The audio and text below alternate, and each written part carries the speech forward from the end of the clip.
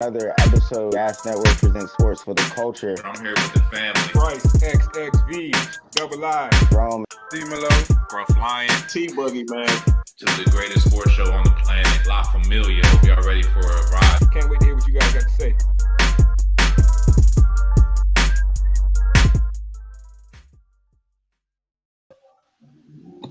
What's good? What's poppin'? What's up to everybody that's tuning in? We out here a whole hour early. No, it's not daylight savings time. It's just season 2 time.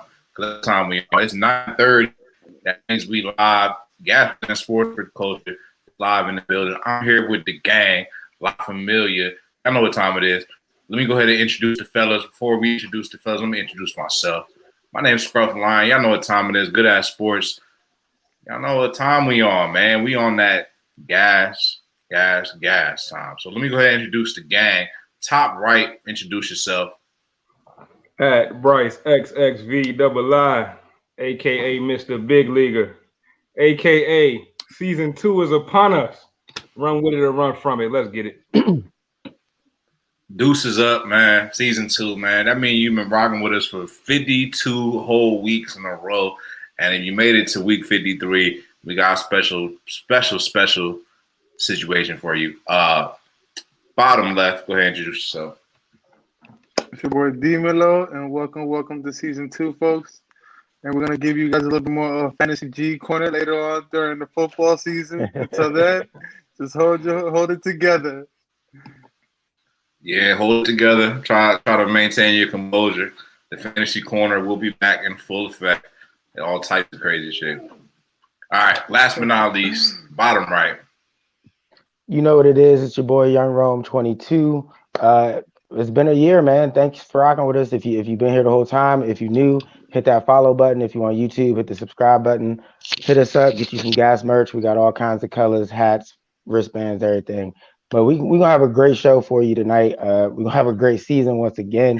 Y'all just heard an exclusive G's Fantasy Corner is coming back, so be on the lookout for that. But let's get into what we got tonight because we got a good show tonight. I don't know about sir. y'all. I don't want no parts of G's Fantasy Corner, man. Leave me out of that. Hey, man, I ain't scared. For the people. I ain't scared, man. You know what I'm saying? You gotta expand your horizons, man. We in the age of Aquarius. You know, you gotta open your mind. But you're gonna open your mind up, man. We're gonna open up the show. We're gonna get into what's on my mind right now, which is the NBA, man. I was feeling NBA deprived, man, and this NBA season is pretty much coming to a culmination. Obviously, we got the NFL draft coming up next. And don't worry, we got something special for y'all coming up real soon. Mock draft. Y'all know what time it is. Mock draft 2.0, round 1, rather. We're going to hit y'all with that tomorrow. So just heads up, tomorrow, you're going to see a live mock draft. But for now, let's dive into the NBA first. First and foremost, when we talk about the NBA, we got to talk about the Nets. Nets have been the hottest team in the league. You know, right now they are holding the number 1 seed down for the Eastern Conference. And James Harden is injured. He's going to be injured for at least the foreseeable future. So my question in regards to the Nets is, are you concerned about James Harden and his injury? And how does that affect the team going into the playoffs? G, I'm going to start with you. Well, I'm gonna say it makes the East a little bit more competitive now. Now there's 2 stars instead of the 3 that we wanted to see. And it's a big concern because, in my personal opinion, I think it's James Harden and KD, the duo that scares me the most, and KD and Kyrie. That duo is intimidating, but not as much as James Harden. The way that he's been playing the point guard position, which most people wouldn't give him a point guard title, I personally do. I think he's the point guard. And right now he's balling all out, all crazy. The fact that he deferred from being just a shooting guard, like we all thought it would have been Kyrie's show to be the point guard, but nah, James Harden took that role and he flourished. Damn near is in the MVP talk this year. And then it's unfortunate that now that he's hurt, I personally want to see him back because I do want to see that big tree go against LeBron James and AD. But as of right now, if no James Harden for the foreseeable future, the East is gonna be very competitive. Now we're talking about Giannis and the Bucks. Can they get out? And do we give the Sixers credit? Like, can they be that next one in the team? Do we finally give Nick his roses to stick his chest up high and mighty? So then right now it's just like the Nets are legitimately they're still the number one team. They're still gonna be my favorite team to come out the East, just because it's KD, man. That's a bad man right there. Yeah, I mean, I guess you could definitely. They could say it. They could be the favorites, but it's definitely a wide open race. Things definitely more open. I would say. I agree with you, G. But the Bucks, man, stampeding in as they will. They handed the Sixers 2 L's. Obviously, it was a depleted Sixers squad with hella injuries, but it is what it is, man. The standings are what the standings are. Now, Bryce, what do you think about James Harden and the injury? Are you concerned?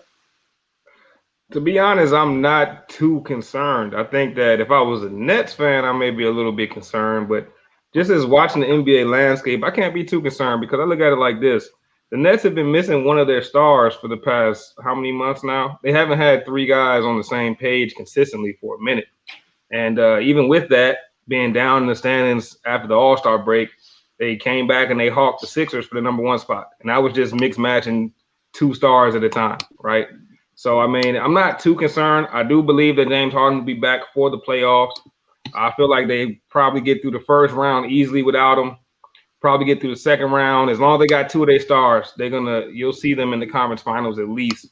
And even if they just had 2 of their stars, they would still be my favorite to win the conference finals in the East. I mean, even if it's just KD and Kyrie, even if it's just James and KD, even if it's just James and Kyrie, I mean, even if it's just Harden and Kyrie, like I'm still picking the Nets when it comes to that matchup because I think that firepower is a little too much to deal with when you got 2 guys of that caliber, 2 guys that can get buckets at that level.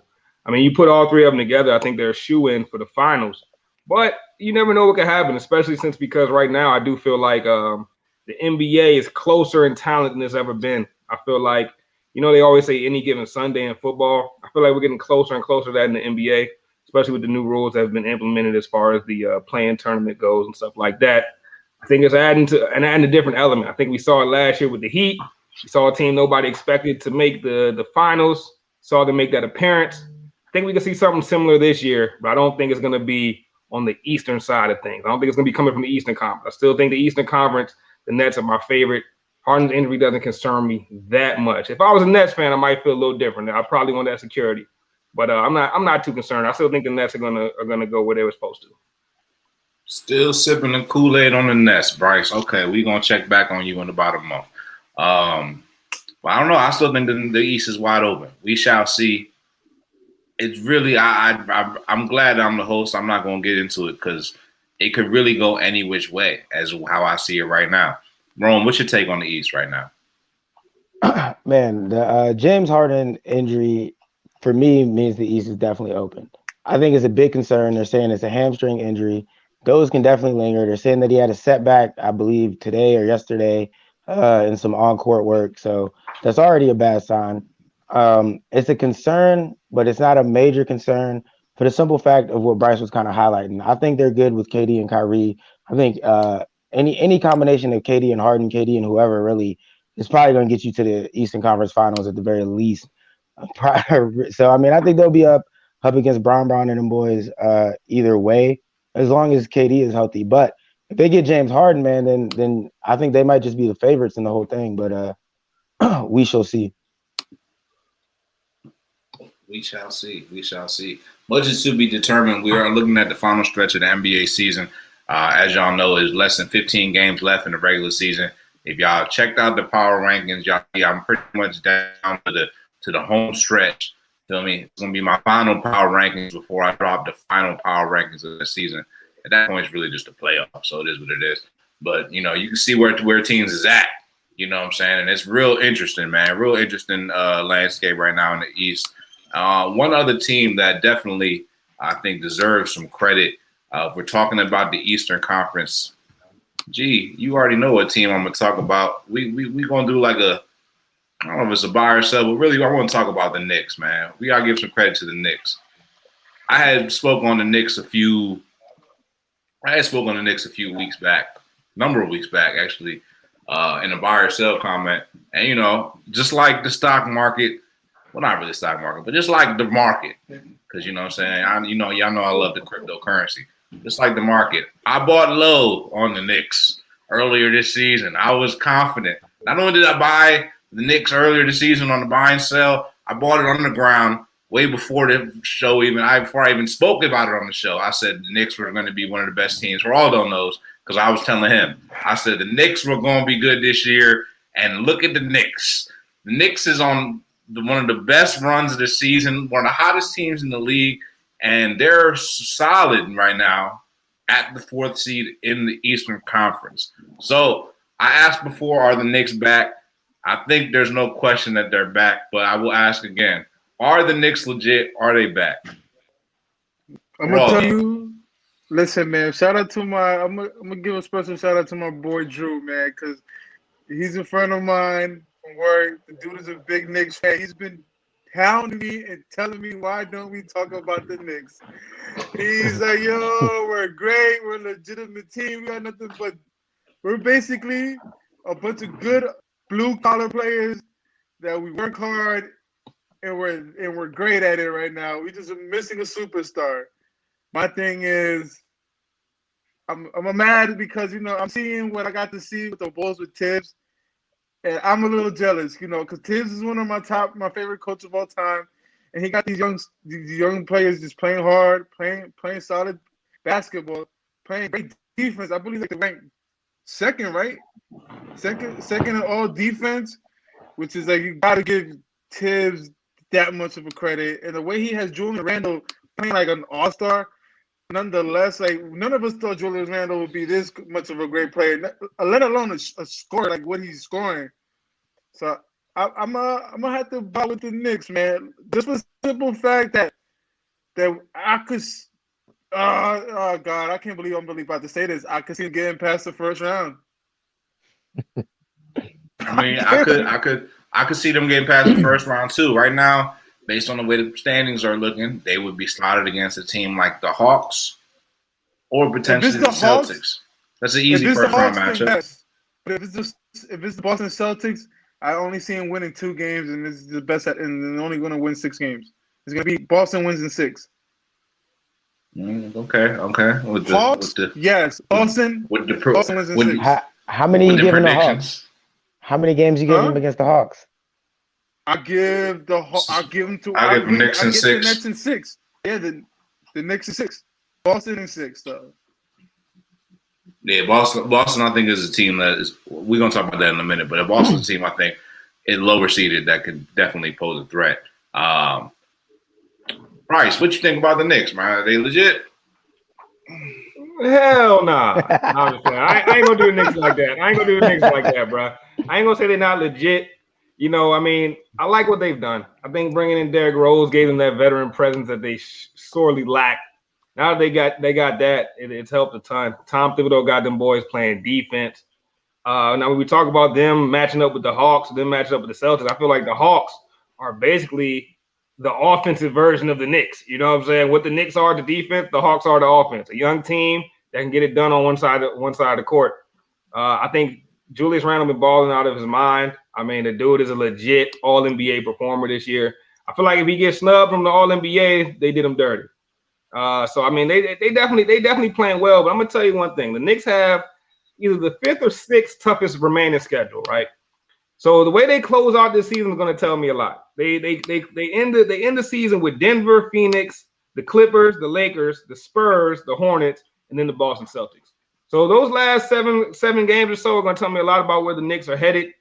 Because right now, they're in the 6th seed or 5th seed. I'm sorry, 4th seed right now, right? So they're in the 4th seed right now, but that could easily become the 6th or 7th seed depending on how they close out the season. So I'll be keeping my eyes on their last 7 games. It's going to tell me a ton about them.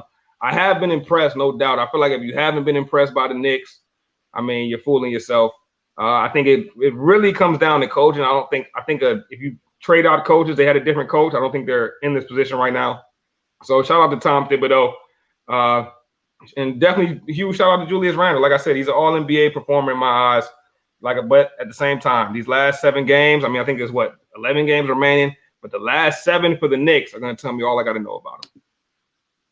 Okay, so we're going to keep an eye on the Knicks on the last 7. Quick question for all of us: is Julius Randle the most improved player this year? I'd say so. I'd say so. Right. Can't think of anybody else. Right. That's a snub if he doesn't win that award. Yeah, I think he deserves some love. Ron, what's your take on the Knicks, man? A final take. It's hard for me to say that they're legit. We'd have to define legit. They've definitely been impressive, better than I thought. Nick, I'd say you hit it on the ball earlier this season, saying watch out for the Knicks. But I don't want to trash them because I like a team that plays defense. But I need them to win in the playoffs before I can say they're legit. I need them to win. I don't know if they beat the Hawks. I think that's a great matchup. I think that series might go 7. I'd love to see it. We might get to see it. So time will tell. Bryce just said a lot about these last 7 games. That will tell us a lot too. So I think it's still a legitimate question: are the Knicks legit? But for the first time in a while, it's a legitimate question. Yeah, it is a legitimate question. The landscape of the league is changing, and I just got to keep patting my own back today. So I'm gonna keep patting my back, and I'm gonna go ahead and talk about how the big man. People told me that the big man was the past thing in the past, that centers weren't important in today's modern NBA game.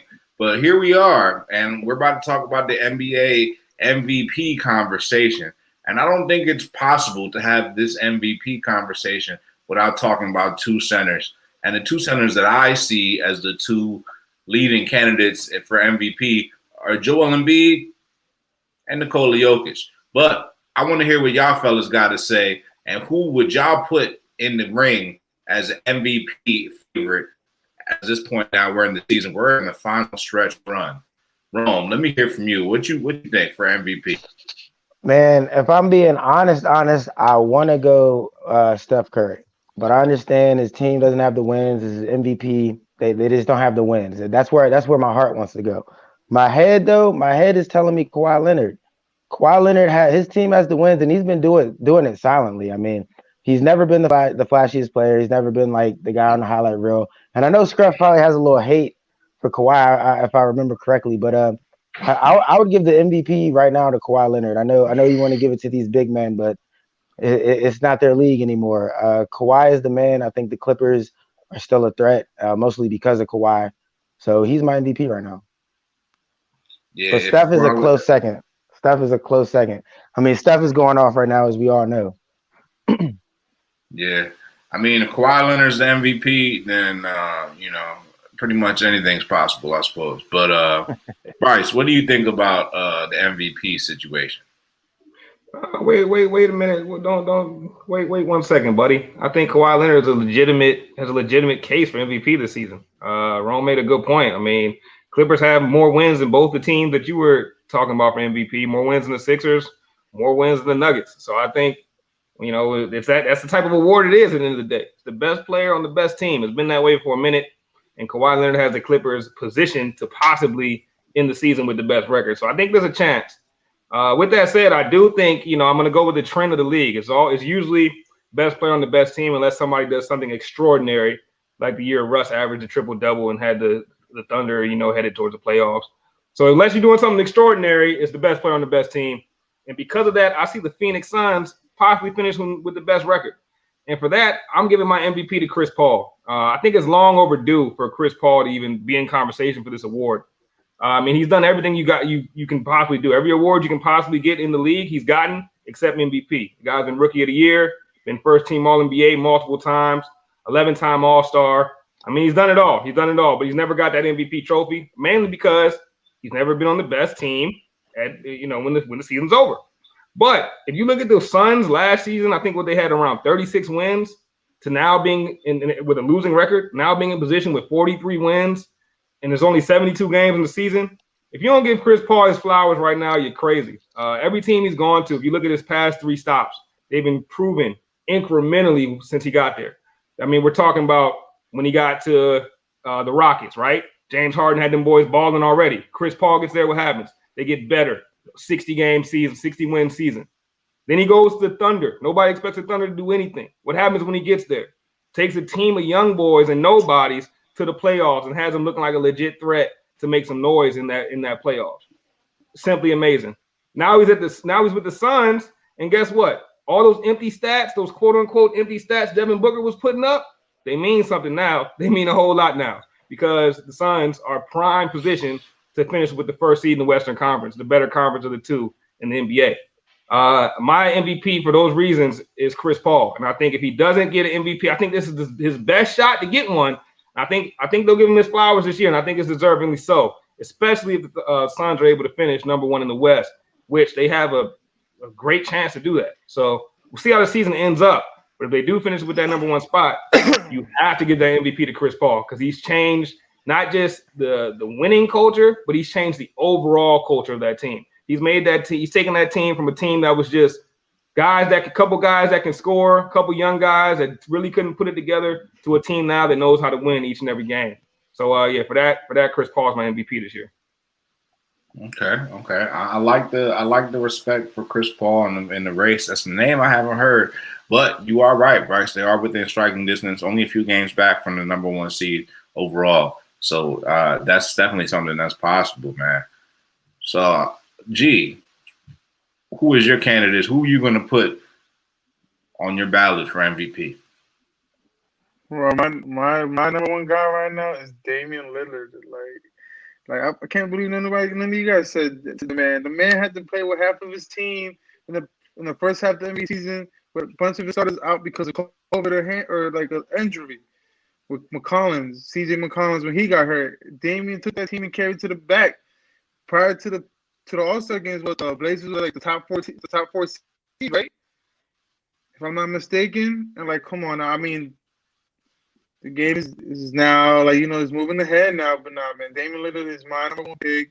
The dude's been amazing all year long, and it's just he plays in the West in a harder conference. Nonetheless, he has to go against LeBron James and players just like that, and he still managed to be in the playoffs this year. When a bunch of us in the beginning didn't even think the Portland was gonna make the playoffs. Now look at them now. Still has a fighting chance. And I can't see Chris Paul because it's the Suns though. Like it's the Suns. Like I don't know. Something about the Suns that just don't rub me the right way to make me think like just because he's taking a bottom feeder to like a decent like to a great record. I don't know. Top team in the West.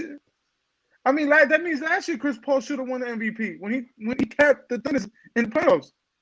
Yeah, but he didn't have them. He didn't have them a game out of first place. He got these boys a game out of first place in the West. At that, I mean, it's impressive, bro. I mean, I couldn't. The only reason why I can't say Embiid is because he missed over 21 games. He missed too many. If that's the case, if we're not including games, then LeBron James is still my MVP.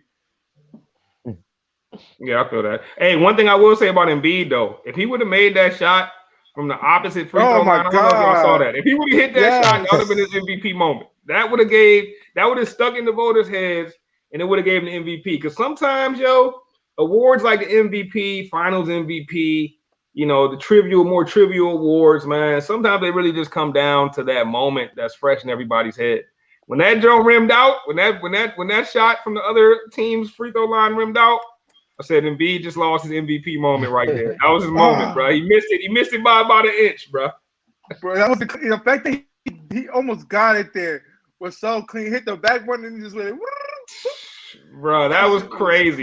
That would have been the best shot I've ever seen. If he hit that to win the game, that would have been the best shot I've ever seen in the NBA. But just an inch off of his MVP trophy, man. Missed it by an inch.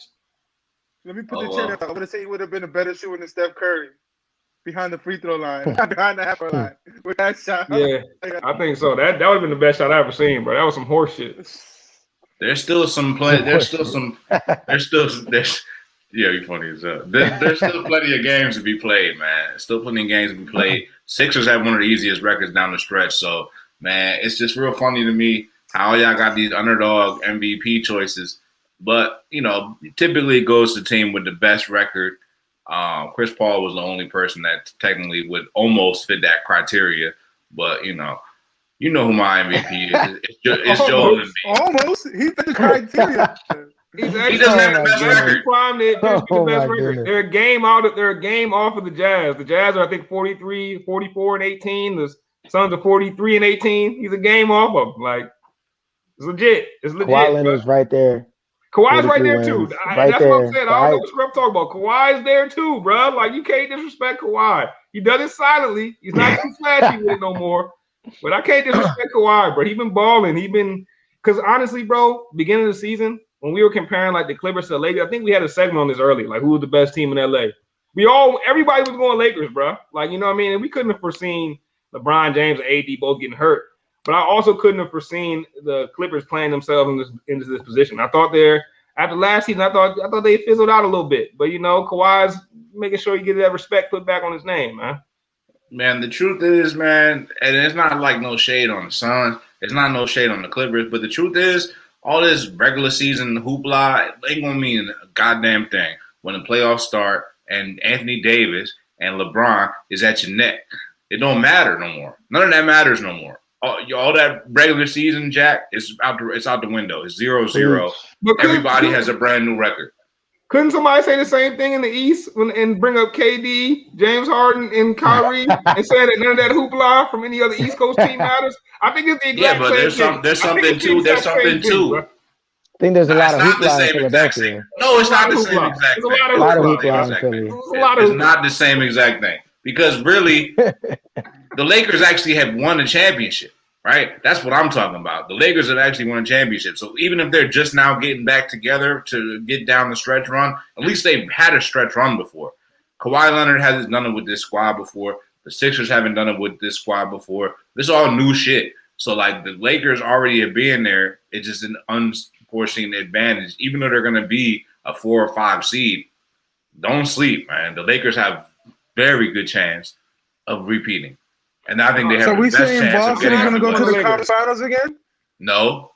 No, I'm not sleeping on the Lakers. That's the last thing I'm doing. It's one thing to make a conference championship. I'm going to parallel between the Lakers and the Nets. The question is about the MVP, man. Like if we're talking best team in the West, I wrote down the Lakers on the sheet, man. I'm definitely riding with the Lakers. We still got LeBron and AD out. Once they come back, it's a wrap. And you just you know what I mean, stood on the pulpit and preached it out loud, bro. Like nobody's messing with the Lakers in the West. Best in the West. That's all I'm saying. The Lakers, hands down. But LeBron got Space Jam 2 coming out. There's no way he's losing the title this year. He's coming for it. And so you don't think it's going to take – I mean, don't get me wrong, bro. It's certain players in the league that even when they're injured, when they're coming back, I don't really worry about them. Bron is one of those guys. KD's one of – you've seen KD came back, had like 30-something points in 30 minutes, right back to his old ways, right? But you don't think it's going to take a little bit of gelling with the Lakers after having both of their stars out for extended period of time? You don't think it's going to take a little bit? Yeah, a little bit. Like the first round that they're going to bust through anyway. Yeah. That's all it's going to take is one round. All right. So you better be careful who you wish for in that first round because you coming in as 4th you might just run into Dame Lillard, who likes to wave bye to teams after he does them dirty. Are you predicting that the Lakers bounce out in the first round? Is that a first round bounce out for the Lakers? No. I got too much respect for Bron to do that. But what I am saying is that like I don't know, man. I said this earlier when I first made my point. I think the talent in the NBA is closer than it's ever been.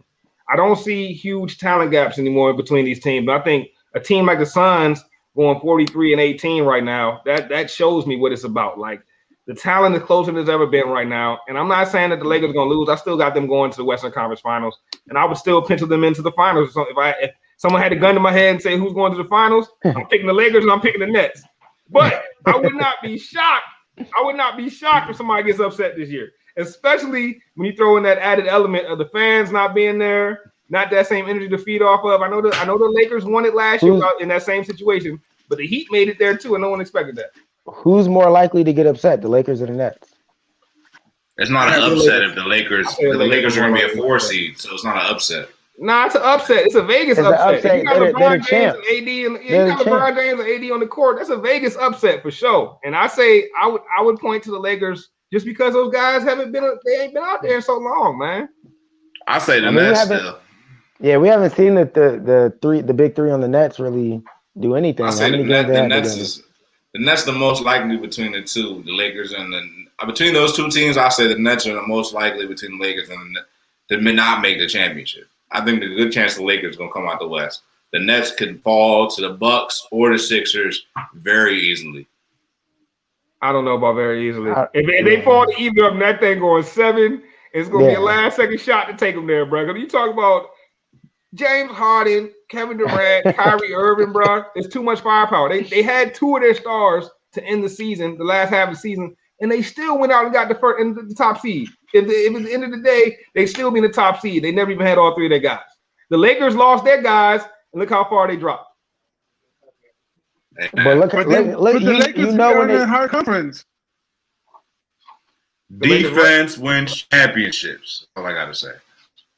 The Lakers in a harder conference. Of course they're gonna fall down. The Lakers are in the harder conference, but I'm just saying, bro. Like the Lakers fell far, bro. They fell far, and you know what? They fell so far that they might be in the play-in tournament. The way the Western Conference looks, if they don't get LeBron and AD back real soon, they could mess around and be in that 7th or 8th spot, and now they in the play-in tournament. You lose 1 game and you out of there. You lose 2 games and you out of there. So you are predicting a first round bounce for the Lakers. All right, I'll put it like this: if LeBron and AD are not completely healthy by the play-in tournament, shit could get ugly. And you gotta if no Bron in the play-in tournament, I think the Lakers could get upset. If it's just AD in the play-in, I know LeBron's supposed to come back soon. You know what I'm saying? They've been saying that for a minute, it feels like. But LeBron, they need you ASAP, bro. ASAP. So how many games left in the NBA, and how many games are left in the season right now? I think about 11 games for most teams. So, but some teams miss games due to COVID. So the Lakers are 3 games ahead of the play-in tournament because Dallas has the number 6 spot and they're 33 wins. The Lakers got 36 games win. Right. So they stay on the same pace they've been on. There's a chance that a team like the Trailblazers could catch them. It's just facts. I mean, I'm sorry, bro. They 3 games away from the Trailblazers. You don't want to see them in the play-in tournament, bro. That's not a good look. LeBron glad to come save them. I don't know, bro. You telling me you can't see LeBron win 1 play-in game in tournament? No. If LeBron's there, they're gonna win it. If LeBron's there, they're gonna win it. But if LeBron don't come back full strength in time, anything can happen, bro. The Lakers team ain't nothing without Bron, bro. Like that's why I could really legitimately see someone actually making a case for Bron for MVP. Because look how far his team's falling off without. Yeah, that's legit. Well, one thing I know about LeBron ain't never like not show up when he needed to. Like they know LeBron ain't gonna show up. Like you know what I'm saying? He's not the type of player. He's gonna be there. Like there's 0% chance that he's not ready when the time comes. Like is the sun coming up tomorrow? My man official. Right now he's about to have T punch in the air. T can't read that comment. T hating that comment right now. he is flames right now. T looking like Trey. Boys in the hood, huh? Uh-huh. He said, what about MJ? What? Word. Facts, man. Facts. Like he is looking like Trey.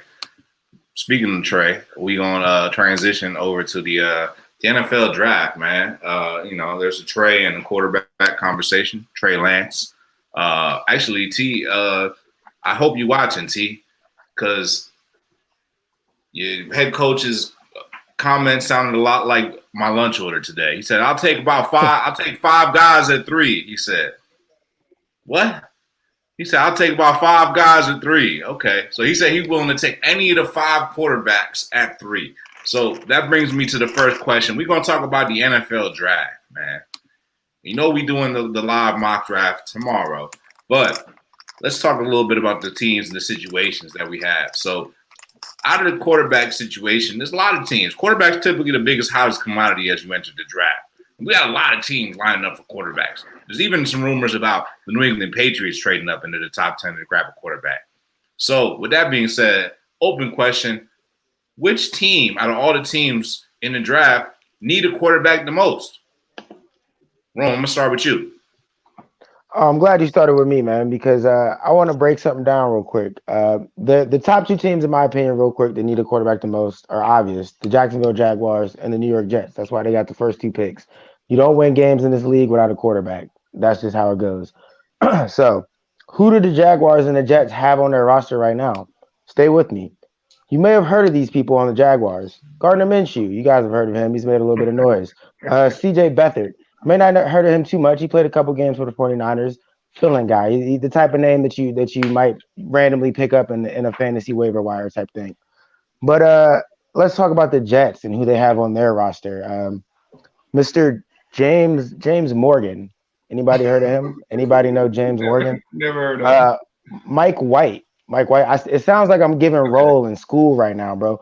We don't know these dudes on the Jets. Nobody knows them. They are by far the most needy quarterback team. That's why they're going to reach at number 2 and take the wrong quarterback like they always do because they're the New York Jets. History repeats itself. I might have to agree with you right there, Rome. They might just take the wrong quarterback because if there's any QB out of this crop, out of this 2021 class that I could predict being a bust, I got to go with Zach Wilson, man. I'm never impressed with the quarterbacks that only have one big year of production, especially when their previous year was subpar. And when I watch Zach Wilson, I see a guy that the year before played a decent schedule, and the year he broke out had a horrible, easy cupcake schedule. I don't want to call them cupcakes. They all D1 athletes. But the schedule just was not up to par with some of these other quarterbacks. I can see Zach Wilson being a bust. Don't get me wrong. The tape tells you something else, man. He's making dazzling plays left and right. But, Rome, you might be onto something right there, man. If any team going to pick the wrong player, it's definitely going to be the New York Jets, bro. But when it comes to which QB needy team needs a quarterback the most, I think I got to go to the Jacksonville Jaguars first, but that's a pretty obvious choice. And if I go second, man, I hate to do this to my squad because I kind of do like Ryan Fitzpatrick, but I got to go with the WFT, man, the Washington football team. I think we need a quarterback. I don't think we need an instant starter, but I think we need a guy to come in and be able to either sit a year or play about midway through the season because I think Ryan Fitzpatrick has proven over his career that he is serviceable. That's about all he is serviceable. And if you got to go too long with Ryan Fitzpatrick, you're going to run out of that Fitz magic. All that magic going to run out. You're just going to be left with Fitz, no magic. And once it's Fitz, no magic, it can get ugly, bro. So I'd love to see my WFT trade up for a guy like Trey Lance or Justin Fields. So I think we need a quarterback the most, although you made a great point, man. The Jaguars, the Jets, even the Niners got a good case. All those teams need quarterbacks. One team I don't think is as needy is the Patriots, man. Give Cam another shot. Yeah, I was actually gonna say that I think the team that needs a quarterback the most is probably the Patriots, but that's just me. Which team needs a quarterback the most? I want to say the Panthers. Good choice. I think they need the quarterback the most. Huh? Sam Darnold trade? You don't believe in Darnold? Bro, he showed us everything he could probably show us in New York, man. It's over, man. He got tainted already, bro. Like, nobody's worried about Sam Darnold. Them and the Saints. Both of them and the Saints, to be honest with you. The Saints, yeah. Because Jameson hasn't shown us nothing after the Bucks. We didn't even think. We thought that he won the backup position after Drew Brees. Before Drew Brees even left the field, we thought he would have won the starting role, but he didn't even win the starting role. He lost it to another QB, and then I think both the Saints and the Panthers are the ones who need a quarterback, and they need it bad. Because the Saints choices. The Saints are still trying to be Super Bowl contenders, and we see Davis could really hold up the mantle because it's him and who else? Him and Hill, right? Yep. Mm-hmm. Yeah, that's I can't see the Saints making the Super Bowl run with either of those two quarterbacks. Yeah, I agree with G on that. I think the Saints are actually a sneaky team that needs a quarterback. I wouldn't be surprised if they made some type of move either. Nobody's really talking about them making any moves, but I wouldn't be surprised knowing Sean Payton because I don't really see him rocking with Hill or Winston for a Super Bowl run. That's probably not going to work out. But I still think it's the Jets, man. Like, who the hell is James Morgan and Mike White? Like, they literally need a quarterback, bruh. They need a quarterback. Like, come on. So what quarterback would they go with then? Man. Everyone's saying Zach Wilson.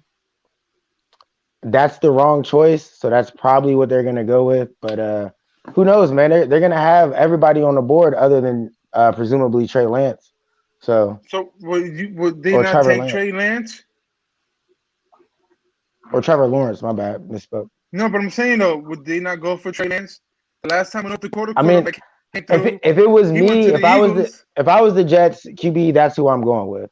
But all the reports are looking like Wilson. So I think if Trey Lance was to land with a team like the Jets, that'd be the worst situation, man. Because in my opinion, Trey Lance is one of those guys where I think he'll be successful. I really do think he'll be successful.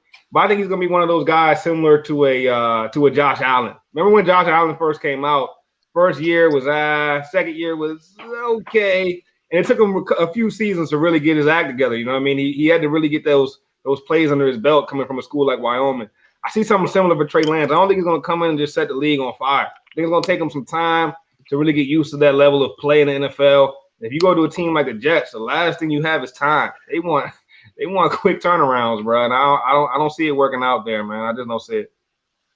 all right, let me ask you this: do you see it working out for any QB in New York? Because I mean, let's be honest, the Jets are just toxic. And they need Trevor Lawrence. That's about Trevor it. Lawrence, yeah, that's right. Maybe if I say after Trevor Lawrence, I maybe go Justin Fields. I feel like Justin Fields is the type of guy where he's got that skill set where like he can be successful early because at the end of the day, he can always use his legs and create yards. He can always create those plays that aren't there. I think Justin Fields is getting slept on in this process, man. It's crazy to me. I don't know if y'all saw Chris Sims release his NFL mock draft. He had Justin Sims going 32, bro. 32 to the Buccaneers. Like, that's ridiculous to me, bro. Justin Fields. Sorry, not Justin Sims. Justin Fields. Chris Sims, my draft, he had Justin Fields going 32. I feel like Justin Fields is getting slept on, man. He's actually my second ranked quarterback right now after Trevor Lawrence. So I like Trevor Lawrence, Justin Fields, then Trey Lance. I got Zach Wilson all the way at 4. So I don't know, man. It's going to be interesting. It's going to be interesting. I know last week I said Justin Fields a buzz due to the fact that Ohio State has yet to produce a quarterback in the elite level of the NFL. But I don't know, man. The kid showed you guts when he played against Trevor Lawrence. And then when he played against Bama, he still had Ohio State like kind of in there until the second half. But damn, bro, to fall this far behind, it makes no sense, man. It makes no sense. Right, and he outplayed Trevor Lawrence in the semifinals. You know what I mean? He thoroughly outplayed Trevor Lawrence. I mean, Justin Fields was dropping dimes, bro. Not only that, right around halftime, dude hit Justin Fields with one of the cleanest hits right in his chest. You know, he only missed one play after one of the dirty crown of the helmet hit right to the chest. Justin Fields popped back up, got right back in the game, and proceeded to drop dimes, bro. I don't know why he's getting slept on to the level that he is. Maybe it has something to do with the history of Ohio State quarterbacks, but I don't get it, bro. I feel like he's going to come in and really shock some people. I think it's a double whammy for him because Ohio State got a bad rep for quarterbacks, and he's a black quarterback, dual threat quarterback. So you see how they already do dudes like that. You see how they did Lamar Jackson. They were sleeping on him. They try to make him a wide receiver. You know how they do these type of situations. So I just think it's a double whammy for him, unfortunately. But I think he'd be all right, you know. I think he got a better chance of being successful than a lot of people are giving him credit for. But, you know, we shall see, man. We shall see. I know one thing. My eyes have never fooled me, man. When I see what I see, and one thing I'll say from a valuation standpoint with the draft, things get a little foggy, is that when you look at, and this goes beyond quarterbacks, really, any position, you know, 40-yard dash, time to combine, things get very distorted. You start thinking and start seeing things to a certain lens. But, you know, like when you watch the tape and you watch football, that's to me, it totally tells you who the real players are. And I think that's what really matters the most when you're evaluating a player.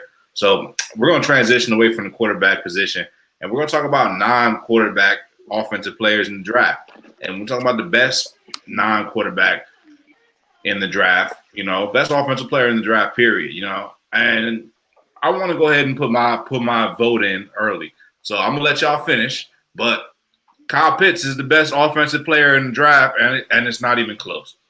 Yeah. I've been watching college football all season, and I don't have to be an NFL draft scout. I don't have to be a college football diehard.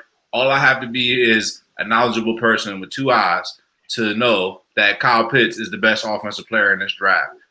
every week I see him catching touchdown after touchdown after touchdown after touchdown. He's got wide receiver athleticism at tight end. He's elite.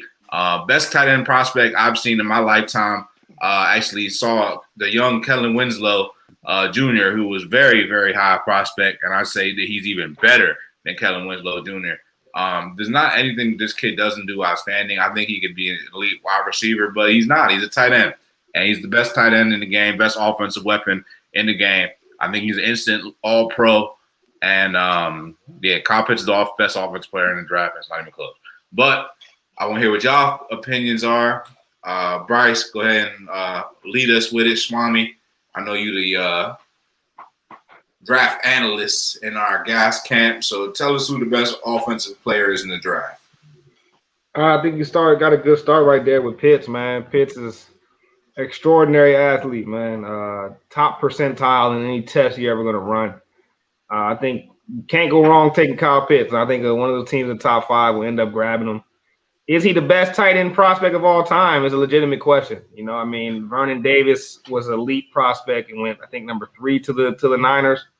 You mentioned Kellen Winslow. I mean, there's been some guys, but I think Kyle Pitts has a shot to really be a truly great player. But tight ends can be sometimes hard to translate, man. It can be hard to translate. I mean, Vernon Davis coming out, you would really thought the same thing. Just didn't end up that way.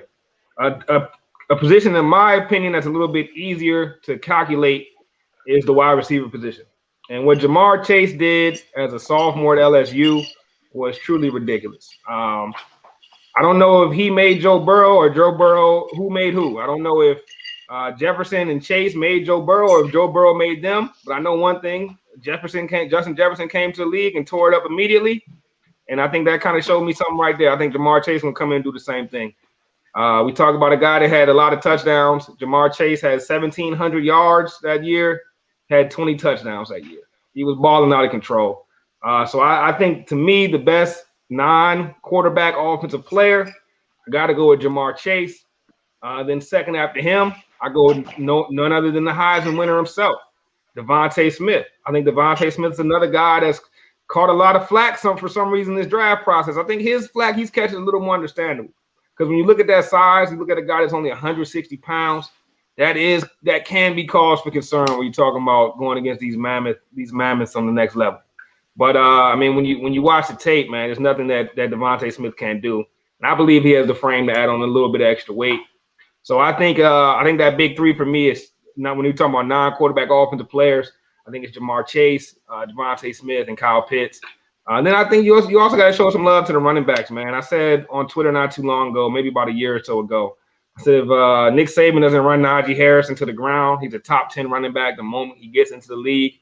I still believe that. I still believe Najee Harris is going to come into the league on fire. Kind of feel the same way about Travis Etienne. I know we're not really talking about the linemen right now, so I'm not going to bring up any old linemen. But, I mean, hey, I think this is a pretty good draft when you're talking about offensive weapons. I think anybody that's looking for an offensive weapon in this draft, man, you can get your hands on a special one if you're in that top 10. Okay. I like that answer. Ron, what you think, man? Best offensive player in the draft? Man, I'm basically piggybacking off what y'all already said. I got to say Kyle Pitts, but I really think it's kind of a toss-up between him and Chase. They're both just, if we're talking about pure talent, they're both just like off the charts. Pitts, I mean, our boy Chris Holt said it earlier. Pitts has a chance to be one of the greatest tight ends of all time if he keeps going the way he's going. So if we're talking non-QB, it's easily between Pitts and Jamar Chase. G, what you think? I'm gonna just have to throw by water at Rice, man. How you not gonna include the big boys in here, man? The boys that make holes for the defense, give your quarterback some time to throw the ball. Make players like Chase, give them a little bit more extra flash when they're going down running their routes. But I'm gonna have to go with Sweeto, man. I think that's the best offensive weapon coming out of this year's draft, man. The boy's big. I mean, his arm length is questionable, but the boy's nice and sturdy, nice legs, nice arms. Man, the boy's powerful, man. I've been seeing this tape in Oregon, man. The dude looks solid, man. The dude is a hog. As I know, you WFT teams love the hogs. Man, come on, both of you guys, man. You're not gonna say offensive line? That's where I'm hoping the Giants get lucky at number 11.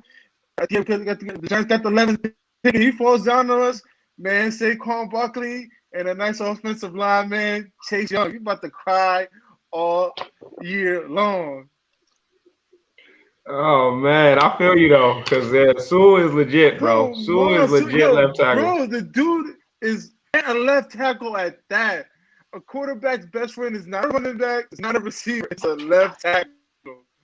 Yeah, that's facts, but I think Sewell just scratching the surface too, what he can be, man. I don't think he's reached anywhere near his potential, bro. That dude could end up being all-time tackle if he maximizes his potential. So I do like that. I didn't want to go. I wanted to go with a guy that has the ball in his hand. You know what I'm saying? I didn't want to go with a lineman, but I feel you though, because Sewell is legit, bro. I would love. He's not falling to 11, so just go ahead and get rid of that pipe dream, bro. He's not falling to 11. Stop it. I'm a big boy. I love me some offensive line play, man. That's the unseen line, the unspoken truth is that offensive line don't get credit when they're supposed to. Look at our boy over there up in Kansas, man. My boy had no offensive line against the Bucks and got trashed. Yeah. Look at the Bucks defense. Look like a top-ranked defense in the Super Bowl. Now, and look what the Chiefs went out and did. They went out and got some offensive linemen. Patrick Mahomes in the offensive line. He had Tyreek Hill and still nothing. Nah, that's a fact. That's a fact. That's a fact, bro. I can't take nothing away from Sewell, bro. He's legit. Bro, the dude, bro. And on top of that, man, the only thing that gives me curious about Chase is like, what did he do this season? The fact that he did not play is he rusty. We were just talking about rust when it came to LeBron James and them boys at the Lakers. Now you're talking about whole collegiate level kind of receiver. And he keep up with the corners. Will he be able to burn a corner that knows how to play the game at that level? I don't know. That pro day was looking like something special. I watched Jamar Chase pro day, bro. I was very impressed. I don't get me wrong. I know a pro day don't really mean too much. They're gonna make him look as good as they possibly can. But I was impressed by the pro day. I think Jamar Chase comes in. He's a top flight receiver. Similar emergence as Justin Jefferson. I see it happening. So are we gonna say that Joe Burrow and Chase are back together? Because that's that would be crazy, bro. But I can't see them neglecting the offensive line, especially the way Joe Burrow went out last season, bro. Joe Burrow was getting ate up, bro. Like he was getting ate up by teams with just you had a good defensive line, you were going to eat the Bengals up. I think they got to get some protection for that man. That has to happen. Mm-hmm. Yeah, I wouldn't be surprised if they want protection of the left tackle if he's on the board. But we shall see, man. One thing for sure, offensive line play definitely underrated, for sure. You know, offensive line is probably one of the key critical components of a championship team. The other critical component that people tend to look over is the defense, man. So with that being said, we're going to transition over and we're going to wrap it up for the draft. And we want to talk about the defensive side of the football. So with that being said, fellas, who's your top defensive player in this year's draft? It's pretty wide open field. Hey, I'm gonna take this one first, man. I'm gonna go with Patrick Surtain the second, bro. I was a huge fan of the dad. And I think he's a great corner. I think he's gonna be a great corner in the league. I think it's gonna transition very well. I know there's some knocks on him for his man-to-man coverage skills or whatever, but in the NFL, it's more than just can you travel with the corner. I think he's gonna be a lot like a Richard Sherman to where he's going to master the zone type coverages and the schemes. And he's still going to be formidable in man-to-man coverage, which is all you really need to be. So I think he's going to be the best, most impactful player year one coming out of the draft as far as defense is concerned. I'd even say he'd be more impactful than some of the guys coming out of last year's draft. And that's with Chase Young on my squad. Yeah, it's saying a lot. Bryce, what you think? I'm gonna stick with cornerbacks, but I gotta disagree with my boy Rome, man. I'm going with J.C. Horn, man. And honestly, I've been going back and forth on these two players. I truly think they're 1A and 1B when it comes to defensive talent in this draft. But the more I watch J.C. Horn, the more I fall in love with the tape, man. Because this dude is an ultimate competitor. He mirrors receivers. Only difference I think is Surtain is a little more disciplined at this point. I think J.C. Horn can get a little too grabby. I think at the next level, he's going to get called early for a lot of pass interferences, a lot of defensive holding calls.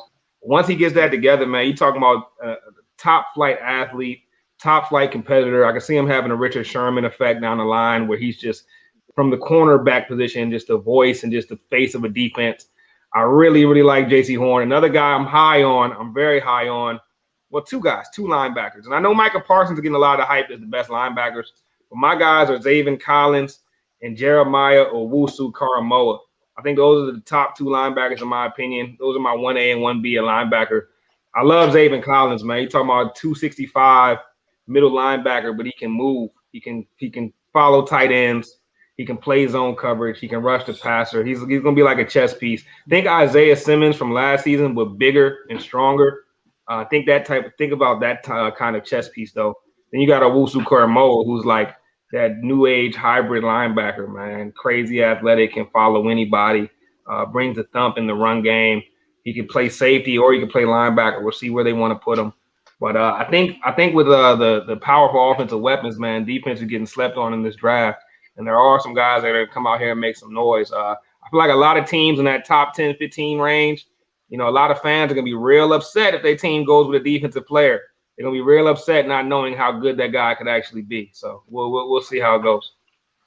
Yeah, man, I'm excited. It's definitely a lot of good corners in this year's draft. I can just say that from looking in, from the outside looking in. A few of the corners were named. There's another name I want to throw out there. Probably not best defensive player in the draft, but definitely in conversation amongst the best corners.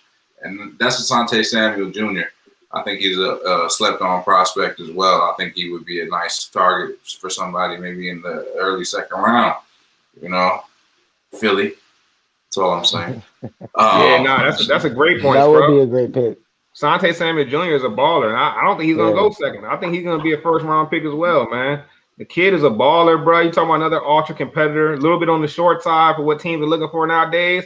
But hey, bro, his pops got it done at the same height.